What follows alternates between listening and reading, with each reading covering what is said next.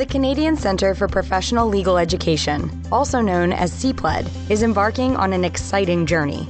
CPLED is currently responsible for developing and delivering the bar admission program for the law societies of Alberta, Saskatchewan, and Manitoba. Bar admission preparation is comprised of participation in the bar admission course, CPLED, and articling in a law firm or organization. Currently, the two parts help determine if articling students have met the qualifications for licensing by the Law Society. The training of new lawyers has remained largely the same for over a century. We want to develop an approach that reflects the changing legal landscape to meet the needs of the consumer marketplace. By bringing our vision to life, it will allow CPLED to deliver the best-in-class bar admission program in Canada, focused on competency-based skills for the lawyers of tomorrow. By competency-based skills, we mean skills that lawyers need to be successful as they enter the profession. Law schools teach the law. We will teach the skills necessary to set students up for successful careers as lawyers in the 21st century. Our first step on this journey is to take the current national competency framework and build it out in more detail, reflecting the changing skills required for delivering quality legal services. This includes areas such as practice management, working with clients, trust accounting, cultural awareness, and much more. To achieve a best-in-class program, we are looking to modernize our current teaching and assessment tools. What will be exciting about the new program is how it will integrate the online and in-person sessions to simulate working in a law firm environment, as opposed to using standalone modules that have no connection. It's important to remember that these changes won't happen overnight. We'll use a phased approach to develop and pilot the CPLED program changes. A pilot for the new CPLED will put approximately 30 students through the program before the regional launch. As we redevelop CPLED, we are thinking about how we might better integrate the competencies taught and assessed in CPLED with those acquired through articling. The CPLED board, comprised of representatives from each of the Prairie provinces, has committed to reviewing the current articling process. The review will engage those involved in articling to better understand their experiences. The Prairie Law Societies need to better understand the thoughts and concerns of students and lawyers before making any changes. While changes to CPLED and a review of articling are two separate initiatives, they go hand in hand. Any recommended changes to the articling process that would affect CPLED would be phased into a future build of the program. Our main goal is to bolster quality and consistency across all aspects of the bar admission program. We're excited to see where this journey will take the training for future lawyers.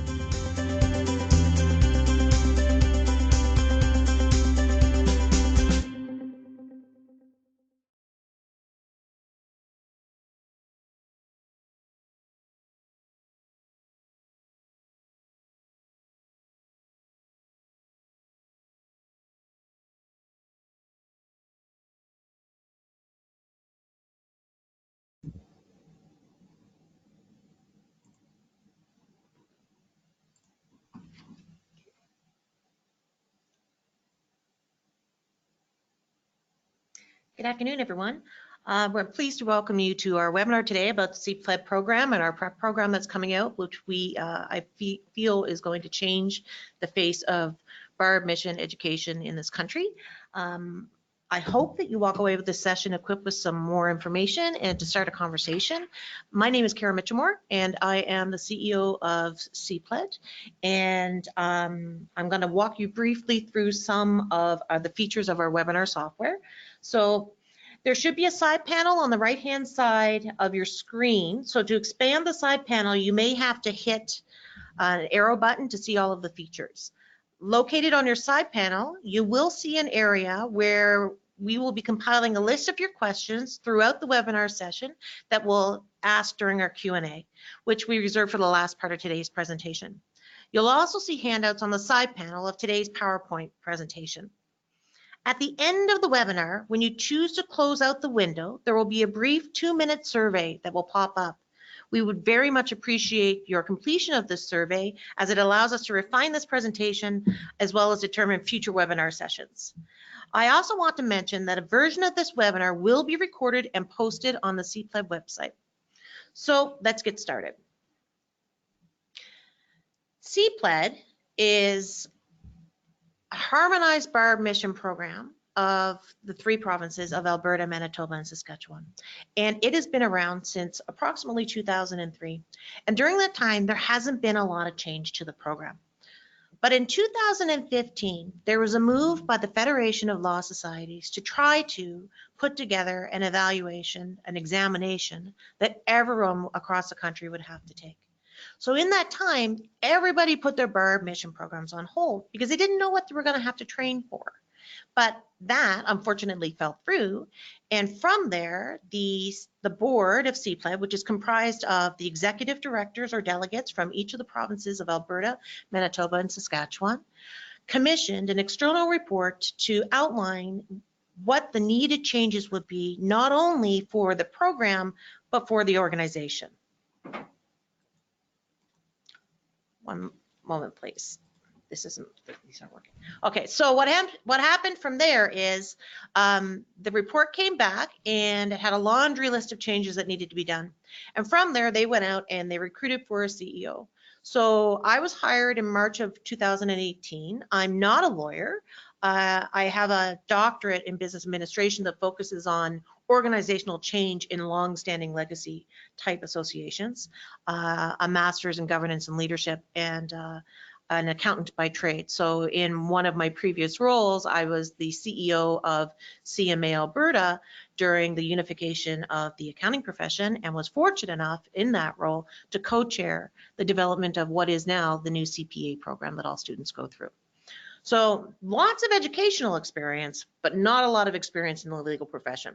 So I spent the first 4 or 5 months of my role talking to anybody or everybody who would talk to me. So focus groups with students, with new call lawyers, with principals, with recruiters, with law societies, with law schools themselves. And not being a lawyer gave me an edge in this regard because I didn't have any sacred cows. There wasn't anything that you were going to tell me that was going to insult me. I didn't have any skin in the game. And I would go out to people and say, you know what, I want you to tell me the good, the bad, and the ugly. That's what I want to see. And they did.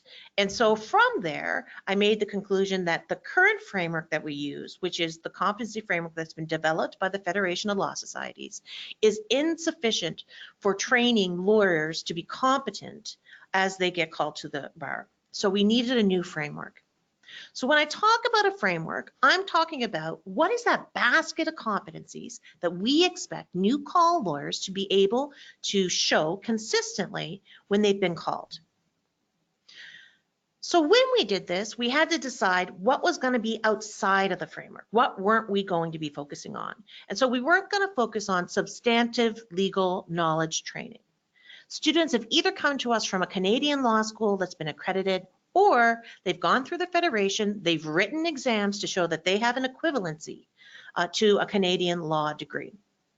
Now, when I say that, it doesn't mean that there aren't elements of substantive law that they're going to be required to apply throughout the program. Of course they will. It's just we're not going to be teaching it, and we don't teach it now. So this is not a change from the current program. But then we got into the practice of law. So what a lawyer does and how a lawyer practices. And all of our research showed us that written communication is weaker. It's weaker than it was 5 years ago. It's weaker than it was 10 years ago. Now, some of this is anecdotal. If you talk to some law professors, they'll say to you, well, they're a text society, this is how they communicate. But what it also indicated to us is that there is a gap in knowledge and expectation in what we are training students to do and what principals might be expecting. For example, we're mandated to train in plain language. But if a student is paired with a 30-plus call lawyer who has not been trained in plain language, there's a disconnect. The expectations aren't clear. So what that identified for us is that regardless of what happens, we're going to be offering tools and training for principals, not mandatory, but just an additional toolkit to show them, hey, this is what the program is now. Here's what the expectations that we are expecting from the students look like, and to give them more support. We did hear from principals that sometimes they don't know what they don't know, right? So we want to make sure that we give them as much support as we can. We also found that dependent on where you article, you do not get to take a file from initiation to finalization. You might get a piece of a file, but then it's handed off to someone else. Our customers or clients are the regulators, the law societies. So we have to train on the following scenario. A student doesn't get the hire back, gets called to the bar, and puts their shingle up and can do things from murder to merger. Well, they have to be able to take files from beginning to end. That's not a current process in the existing CPLED program.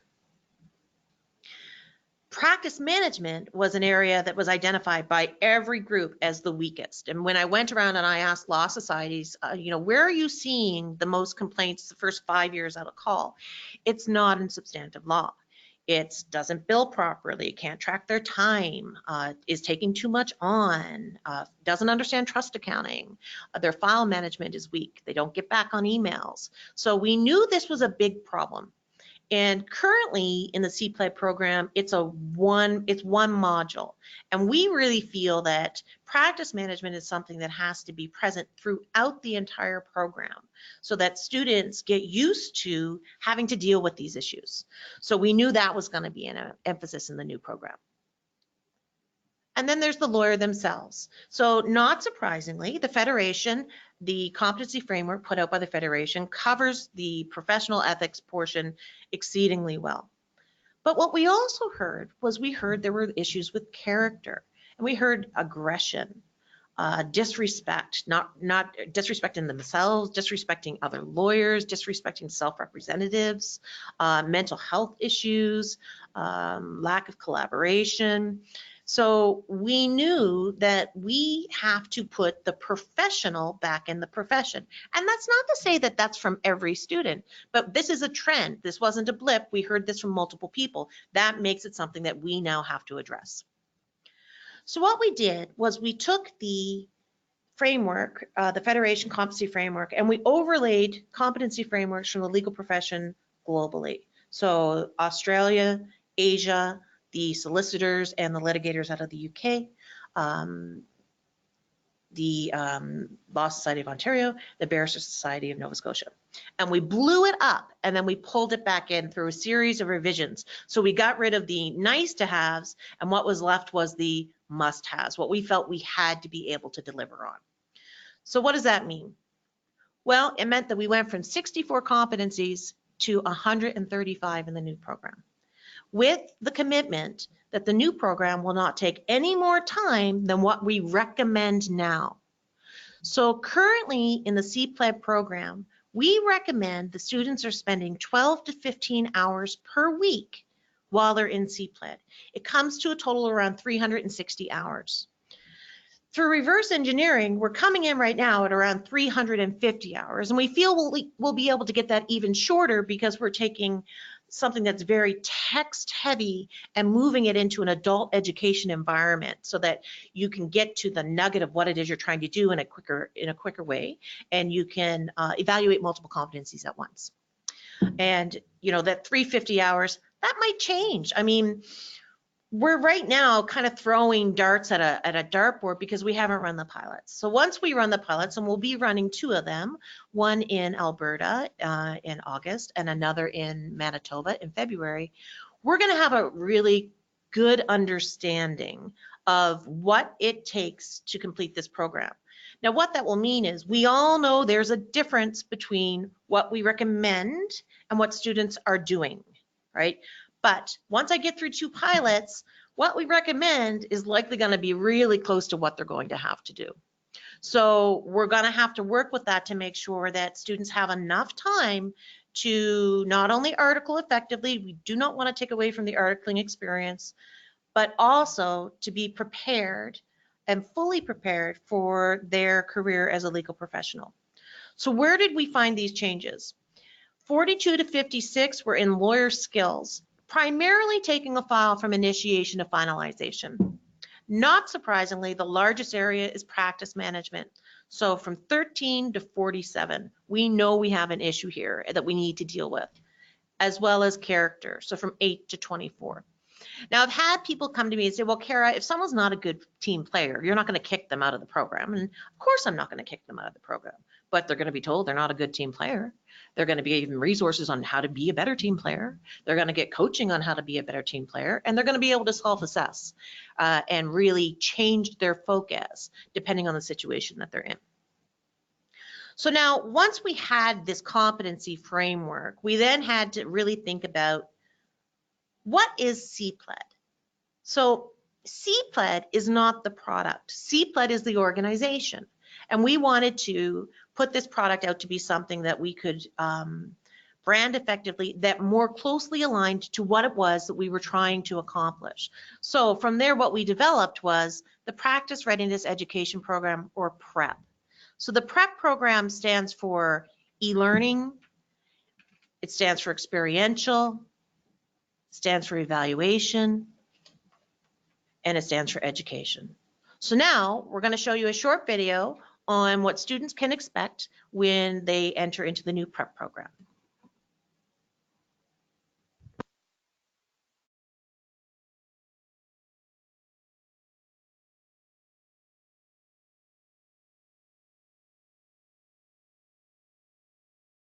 A new CPLED program is on the horizon, combining interactive online learning with in-person workshops and simulations. So, what can you, as a recent law school graduate, expect to gain from CPLED? We'll begin with the basics. You'll log on to the new and improved online CPLED learning platform. Here, you'll be introduced to key competencies that you'll apply throughout the CPLED program and your entire legal career. You'll cover things like how to work with clients, trust accounting, and professional ethics. Next, it's time to meet some of your peers and apply your learning. You'll also meet your practice manager, who will be your own personal CPLED coach, guiding you through the next few months of the program. Alongside your peers, you'll practice interviewing, negotiation, writing, drafting, and advocacy skills. We want this to be a safe and supportive space to learn from one another and receive feedback. Now it is time for an immersive online learning experience. You'll be a virtual lawyer in your own virtual law firm. You'll participate in 1-month rotations of business law, criminal law, and a combination of family and real estate law. You'll work through files from beginning to end in each practice rotation, incorporating practice management skills such as billing, filing, and scheduling along the way. Your work will be evaluated by experienced lawyers. Your CPLED coach will be right there to encourage you and incorporate feedback. As you spend more time in the virtual law firm, your competencies will increase and confidence will grow. Finally, it's time to show off your hard-earned skills in the real world. This is the peak of your CPLED journey. The final simulation will require you to apply skills and competencies learned throughout your CPLED experience. This is your time to shine as a well-rounded legal professional. Completing the CPLED program, together with your articling experience, will set you up for success, bar call, and beyond.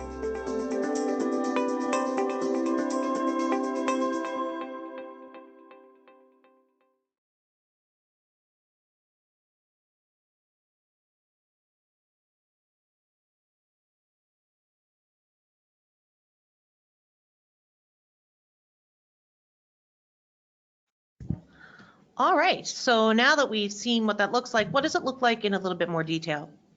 So this is what the new Practice Readiness Education Program, or PREP, is going to look like.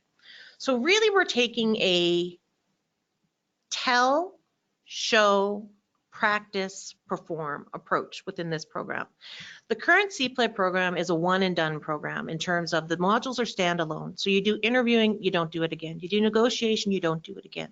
So there's not really an opportunity to build on those competencies. And every assessment is a high stakes assessment because of that. But that's not building a competency.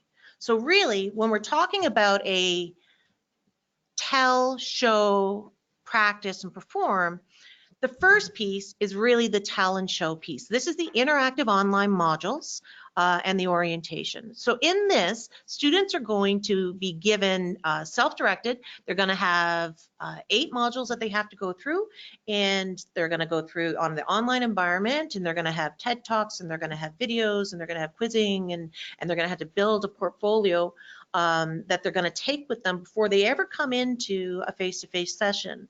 You know, right now, you don't really know anything about the program until you show up for your first face-to-face session. And what we've heard from students loud and clear is they learn best when they're applying. They want to apply things when they're together. So we want to give them that exposure, that they're going to have the first exposure before they come in. Right, so they're going to have that exposure, so we're going to tell them, and that's where we're going to tell them within each of the modules. Then we're going to show them through multimedia. So what does a good interview look like? What does a bad interview look like? What's good advocacy? What's bad advocacy? And they're going to have all of those elements, and then they're going to come into their first face-to-face session. So their first face-to-face session, they're going to practice over and over and over again all of those things that they've now seen and they've been told about, right? So they're going to have a point of reference. So they're going to practice in November, they're going to take December off, and then in January, they're going to start in their virtual law firms. So when we talked to sole practitioners, we asked them, what is it that you primarily do? And what we heard was family law and real estate, although we know that family law and real estate will have to have two separate assessments. We did find that in many cases where there was a family law issue, there was a real estate component, so it was best placed there. Simple criminal, simple business, and wills and estates. So we're going to go through every one of those. So in the first in-person workshop in November, we're going to use wills and estates for that workshop. And then they're going to go into their law firm. Now, in each of these rotations, they're going to have to take a matter, a simple matter, not something too complex, but they're going to have to take a matter from initiation to finalization. Also, they're going to have to use practice management software so that they can check for conflicts, they can time, they can bill, they can schedule, right? And they're going to do a summative assessment at the end. That summative assessment will be marked by an expert in that field. So for business law, we'd have business law lawyers. For criminal law, we'd have criminal law lawyers. What we're hoping to do, because one of the feedbacks we get is the feedback you get depends on who you get. The grade you get depends on who you get, and we don't want that to happen. It should be the same experience for all students. So what we would like to do is, as long as the law is non-jurisdictional, then we will pool all of our assessors together and calibrate them all the same before they go on a live paper, and it won't matter where they're from. So you could have Alberta assessors assessing Manitoba papers. Of course, if the law is jurisdictional, then we'll deal with that and we'll have jurisdictional lawyers handle that. So they're going to go through each one of these foundations. Now this program is a spiral program, and what that means is, as opposed to every evaluation being a high stakes evaluation, we don't expect these students to show entry-level competency until the end of the program. So really, when they come into that first session in November, I expect their competencies to be here. Like they've done nothing, right? And so they're gonna practice, they're gonna get feedback, they're gonna go into business law, the competency expectation will be here. Right? So they're going to practice and they're going to get additional feedback, and then it's going to raise and it's going to raise. And by the time they get to the capstone, that's when they're performing. So the analogy I give is my daughter just had to get a new car, and she wanted something that was cheap and was low kilometers. And we got her something, but it was a standard, not an automatic. And she had never been trained on a standard. So when we started, we started on Friday in a church parking lot, and, she stalled and started and stalled and started and got really frustrated. And then the next day we were driving around the city just on side streets so she would get more comfortable. And then the next day we were on the highway, right? And then now, it's been a week and she can drive without stalling. Well, that's what this program is like. We expect them to stall at the beginning, but we expect that we're going to be giving them feedback throughout, that they continue to increase in their ability, and then they're competent. They've had a lot of time. They're, interviewing in every module, negotiation in every module, parts of advocacy in every module. But what this also means is that a big change from the current program. In the current program, you can fail, I think it's up to 3 modules, and still continue on in the program and then write supplementals at the end, which students have said they do not like. They've already moved on, right? They have to go back and review. In this program, that won't work because the competency expectation is rising. If you can't show competency at business law, then you can't go up to criminal law because the competency level that we're expecting is increased. So what will happen is, although these firm rotations, say they're 1 month rotations, they're really around 2 weeks. It's going to take around 25 hours to do the scenario. So you do the scenario, you put your assessment in, it gets graded, you're fine. There you go. We'll see you in 2 weeks when the next offering opens. If you're not successful, you're going to work with a coach. You're going to get feedback on where you specifically were not successful. You're going to work with a coach and you're going to resubmit. If that is successful, then you can continue on with this cohort. If that is not successful, you cannot continue on with this cohort. Now, that has raised an awareness to, could this potentially extend articles? How we'll deal with that is we will have multiple offerings of this product. So we'll have one offering that's offered in August. We'll have another offering that's offered in February. So wherever you dropped off, if something happened and you dropped off, you would not have to redo that work, though you might want to, but you would go in the next session. Eventually, we'd like to have quarterly offerings. This is already a $3 million project, and to increase the offerings to quarterly would mean a lot more money would have to be invested in evaluations. So that will come in time, but for the first year, 2 years of this program, we'll be offering it twice a year. And then they're going to come to their capstone. So I'm going to talk to you about each one of these in a little bit more detail. So the foundation modules, foundation workshops, the virtual firm, and the capstone simulation. Foundation modules, these will open in August, just for this year for the pilot, because we've got 25 developers frantically developing this material as we speak, and we don't think that we'll have it available in time before August, before we start with the pilot. What we're hopeful to do starting next year, though, is as soon as a student applies to be a student at law, they can start this program. We will open up these modules to them. The reason being is this piece is really the heavy lifting knowledge piece, if you will. We think this is going to take, we're estimating between 180 and 200 hours. So that would be 12 to 15 weeks, right from August to October.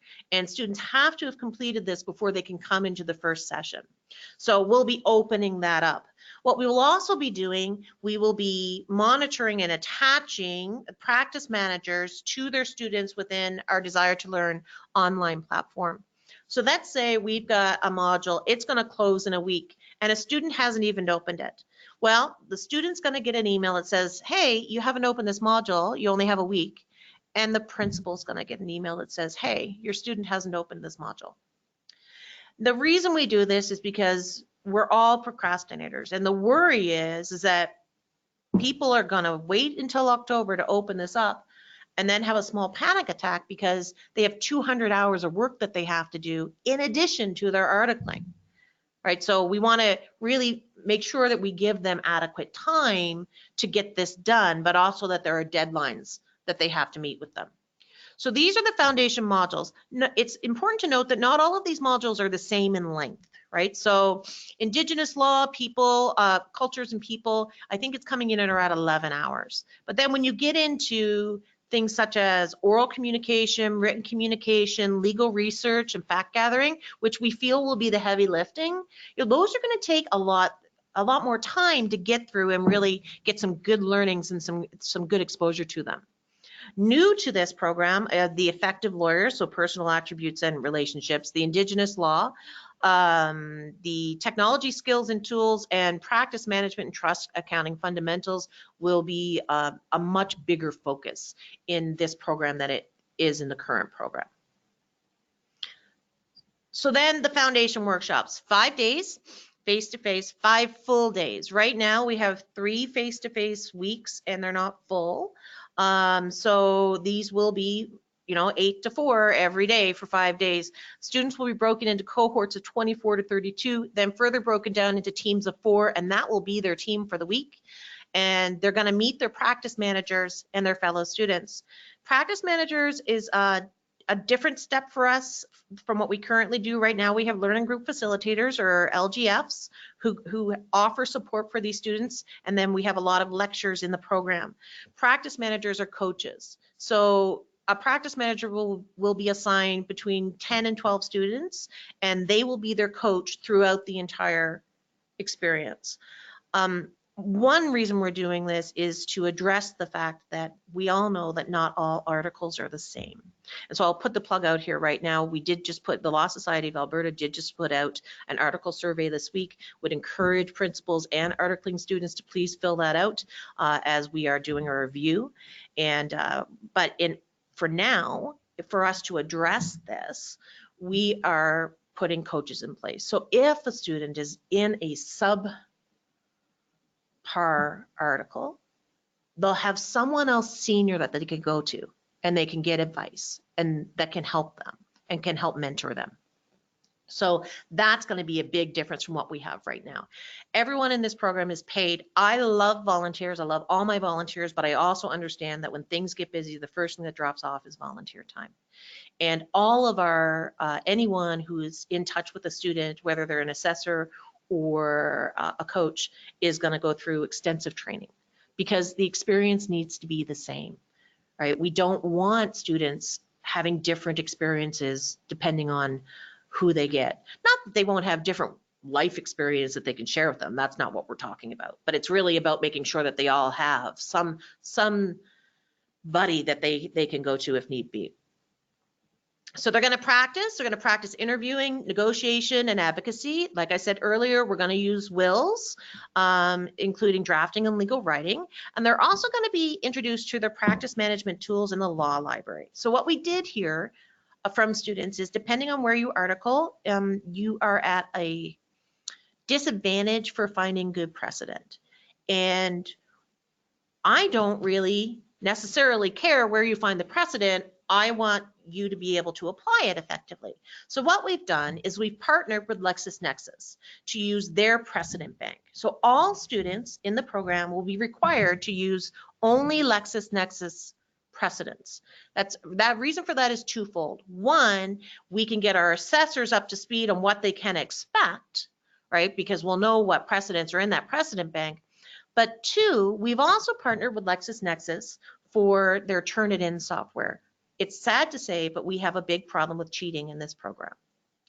And in particular, in the ethics component, which I find highly ironic.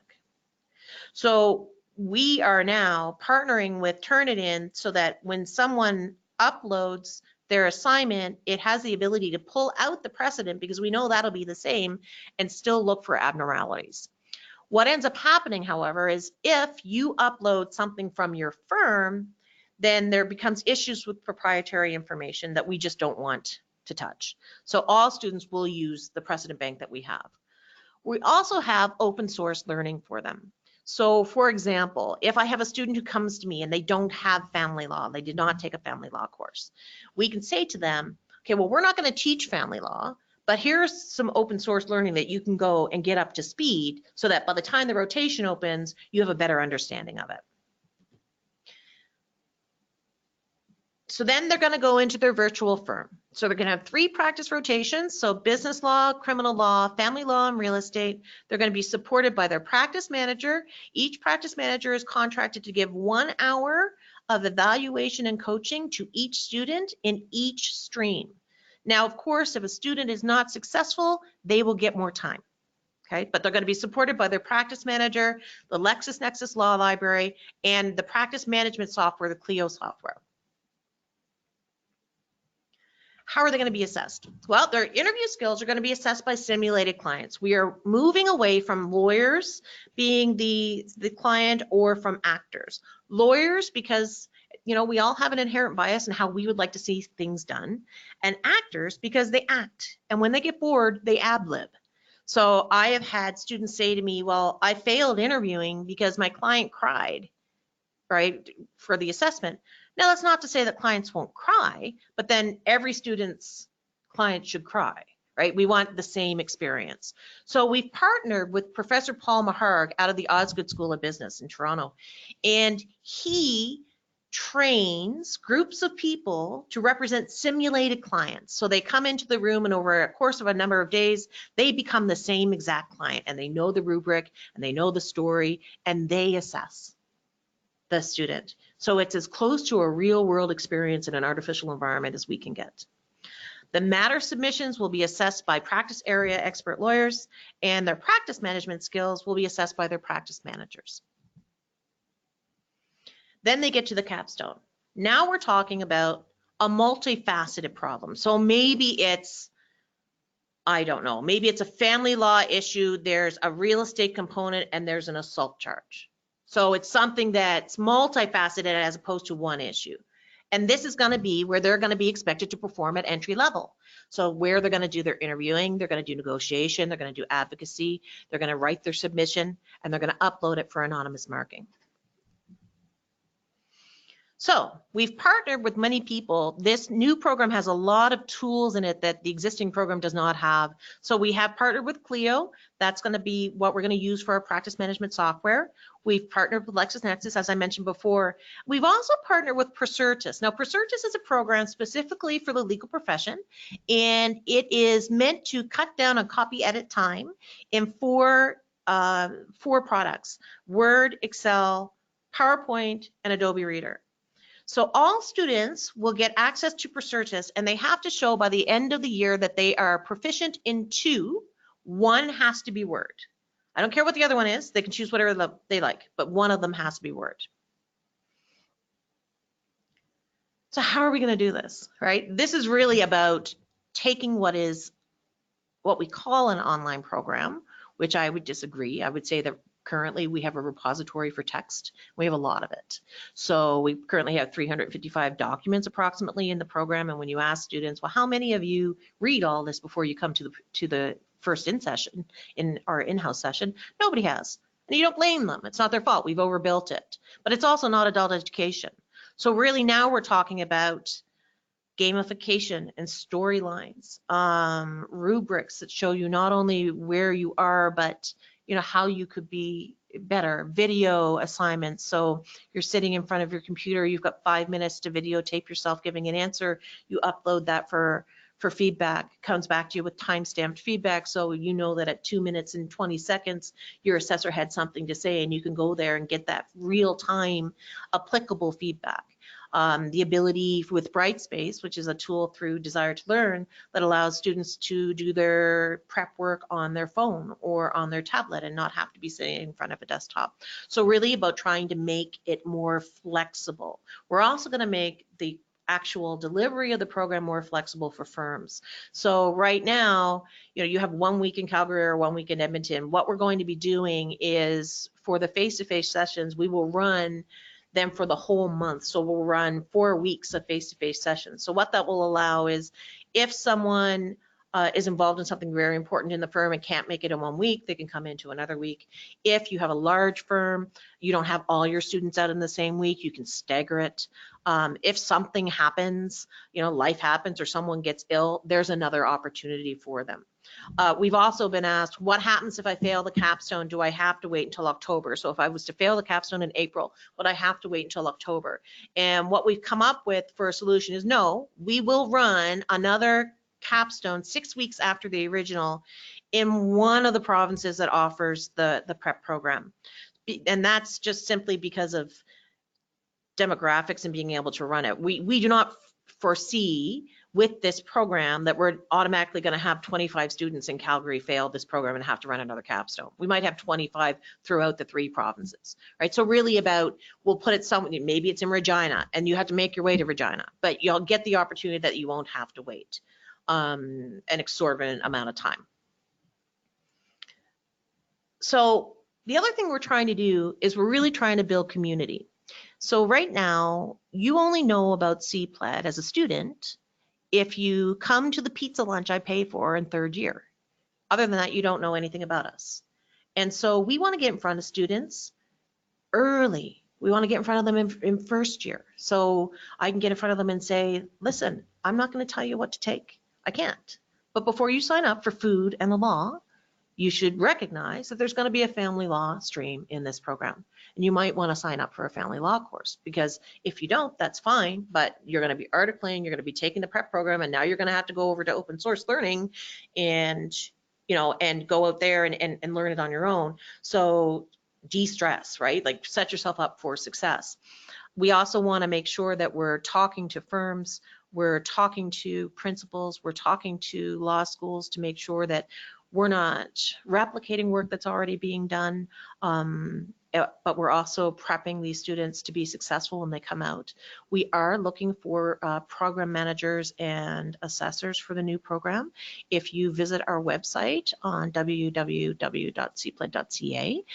you go into the principal section and how you can be involved, there is an expression of interest on there, which you can fill out and let us know what you would be interested in participating in.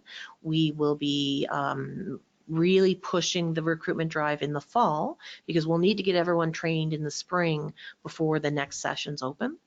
So with that, that's all that I have, and I will now turn this over to Avery, who is a Senior Communications Advisor for the Law Society of Alberta, who will pose some of the questions that you've asked throughout the session. You can still continue to pose those questions, and I would just ask that you bear in mind that due to the high number of participants, we might not be able to get to everybody's question, but feel free to you can always get a hold of us through admin@cpled.ca, and we can address your questions directly.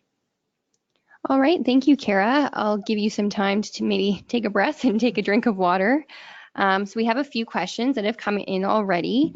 So my firm pays the CPLED tuition of articling students. Is this expected to increase with the new program? It's a good question. I think that we need to understand there's a difference between the cost to put a student through the program and the tuition that the student or firm has to pay. So right now, the cost to put a student through the current CPLED program is around $5,200. So we all know that that's much less, or that's, the tuition is much less. What makes up the difference is a subsidy from the law societies. So the new program is coming in at a cost per student of approximately $6,100, so an increase around $900, which in the grand scheme of things is not that much given what we are attempting to do. But what I don't know is what the subsidy will be. So we're currently in the process of dealing with the law societies and putting together a paper to say, what is the subsidy that everybody can live with, and can it be consistent? Because right now, even though we offer the CPLED program in all 3 provinces, there are 3 different price points. It doesn't really make sense. So don't have the answer for it right now. Know that we'll have to have an answer, at least amongst the CPLED board this summer, because it'll have to go out to the benchers of all 3 provinces for their September meetings. And so we will probably have an idea closer to that time, but I don't see it being a huge increase. Great, thanks, Kara. Question about just timing. So when is this officially being implemented beyond the pilot? Sure. So for anyone who's going out, who's getting an articling spot in this recruitment period, so if you're recruiting in May or June of this year, and you'll be articling next year, you will be taking the new program. So anyone who's starting CPLED this fall, that's the last offering of the CPLED Legacy Program. So anyone going forward will be in the new PREP program. Thank you. And I think you might have covered this at the very end of your presentation, but I just want to reiterate the question. Do all students attend the workshop and capstone at the same time, or do they sign up for certain weeks?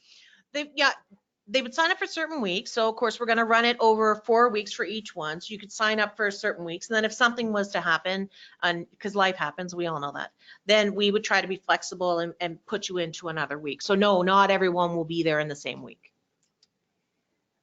Where do the presentations by Pro Bono Law Alberta and Assist fit into the new program model? Oh, that's a really good question. I mean, what we're hoping to do is there will be an introductory hello, if you will, before anyone even gets access to any of the materials. And so what we are going to be going out and reaching out to Pro Bono and Assist and different organizations is to put together a vignette of videos that students will need to go through before they can get access to their face-to-face. But we're also going to have within that, that 3-month period, we are going to be bringing students in for a 1 to 2 day face-to-face orientation, so they're not feeling so alone for so long. And in that time frame, we'll be inviting representatives from the legal community, so CBA and Assist and Pro Bono. We'll be inviting them in to be face-to-face with the students. And so we're also hoping to work with Assist and with Pro Bono to have them on the CPLED website so that students have access to them while they're there. So they can access what's going on with Assist. They can access what's going on with Pro Bono. Actually, we will be launching a resume repository in the next couple of weeks on the CPLED website that students can upload their resumes, and they can indicate if they want a summer spot, if they're looking for an articling position, or if they're open to pro bono. So what we're hoping that will help us with is twofold. One, for smaller sole practitioners who might not get involved in the whole recruitment process, but two, for our foreign trained professionals. You know, our foreign trained professionals don't have the same socialization opportunities that Canadian students have. They don't summer student, they go to the federation, they write their exams, they get their certification, and then they're on their own to go find an article, and it's much more difficult for them. So we're trying to build that as an additional resource for them, but we can also branch that out for all of our partners so that students have one place where they can get all of this information. Thank you, Kara. How are you picking pilot students, and will principals be contacted if their student is doing the pilot? Good question. So we went out to the University of Calgary, University of Alberta, and excuse me, and talked to students directly, and we had them, if they were interested, to put out an expression of interest. So we now have approximately, I think we have approximately 50 students that are interested for 26 spots. So now the process is, we have the student has expressed interest, but we've also had principals contact us and say, we want to put a student through this program. So that's the easy part. If the principal's already come to us and said, we want a student in this program, then we're looking at them. If a student comes to us, then we're going to the principal to say, are you comfortable with your student going through this program? The incentive that we're giving is that the cost of the program will be 50% of what the current legacy program is. But the requirement, of course, is that we're going to require these students to give us feedback. That's the only way we're going to be able to know, have we overbuilt something, have we underbuilt something? So they're going to be involved in the process. So we still have that open. From now, once we have expressions of interest and we've confirmed them, then we're going to pick from demographics, because we want to make sure that we're capturing as much as we can. So urban, rural, foreign trained, domestically trained, large firm, mid-sized firm, small and sole practitioner, indigenous, so we really want to try to capture as much as we can in that group. So that group will probably, we will have that decided by, I'm going to say, the end of May. Thanks, Kara.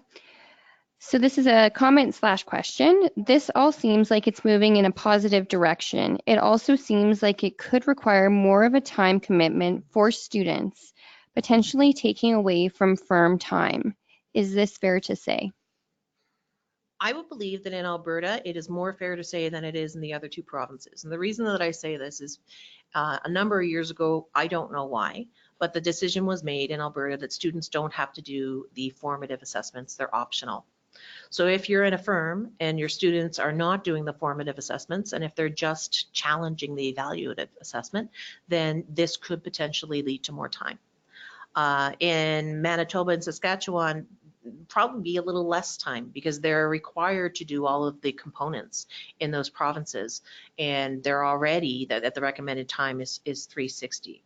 So I think that is a conversation that we have to have with our principals and with our firms, because we know we both want that student to be successful and to have the exposure at the firm level, but also to be equipped to go through this program and have more confidence as they come out. What I do think will happen is you'll see more confident articling students that are able to do more things than they currently are earlier in the process. I also think it will allow a lot of firms that spend a lot of time teaching the basics to these students to be able to really focus on what's specific in their firm, because we're going to be handling the general underpinnings, what it is that they're supposed to do. But depending on how much time a firm gives their student to complete this program now, then yes, there could be some increases in time. Related to that, does this in any way change the role of a student's principal? No, I don't believe so. I think principles and articling is an intricate part of being called to the bar. And I think that if you philosophically believe the competencies are gained through training, through the program, and then what they're doing in their workplace, I think that, you know, the role of the principal is critical for that. I would like to see that there's more communication between CPLED and the principals so that we're on the same page. And so students are being set up for success. And not contradictory. So we're doing something and then they get to the firm and that's not how they do it. And we want to work with them. We have heard from principals that they want to have more information. And so we're going to work with them on what type of information does that look like. But I think that it in no way diminishes the need for the role of the principal in forming this future lawyer. Thanks, Kara. Will you be able to bring in enough lawyers to, I'm assuming this is lawyer volunteers, to fulfill this program given the nominal payment?